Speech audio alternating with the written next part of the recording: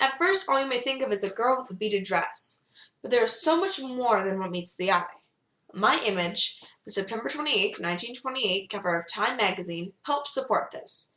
Around the start of the 1920s, lots of jobs opened up to women that hadn't been previously available, such as telephone operating and clerking, and with these jobs came freedom. Freedom for women to support themselves financially, and to not need a man to take care of them. This freedom let women blossom in a way that their past roles as submissive and domestic wives hadn't. One of the most drastic changes that is still correlated with flappers today were the outfits.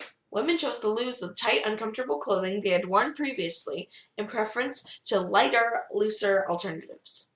The sudden raise of the hemline and drop of the neckline was a shock to many at the time, but it let the wearer move, dance, and express themselves, and so the style stuck. But this wasn't the only change in American culture due to flappers. Slowly, the double standards between men and women faded, with girls going out on their own, going to speakeasies and drinking, smoking and swearing in public, and overall living a more equal lifestyle than the second-hand citizenship many women had felt they experienced years before. But the life of a flapper was not all fun and games. Being a part of the business world, women were put face to face with the harsh realities that resided there. The subjects in this picture do just that. These 5 women, dressed in common flapper attire, are on what seems to be public transportation of some sort, either a subway or a bus. They seem to be on their way to work and are reading the newspapers to catch up on information.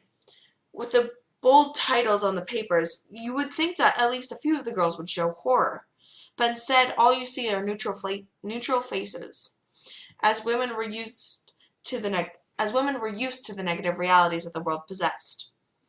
I feel the creator was trying to show how the flapper life, though luxurious to the eye with its fashion and its loudness, was more common and everyday than an outsider would think. These flappers were just regular women, women who used public transportation, who read important news articles, who had quiet moments. I feel personally connected to this image for many reasons.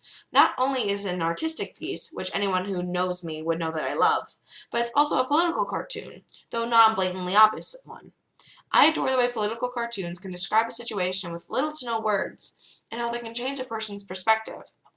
I also find flappers and all that they stood for fascinating.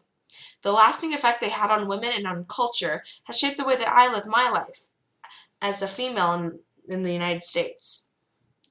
Flappers are a symbol to be strong, from the bottom of their high heels to the top of their flapper hats. Thank you for listening.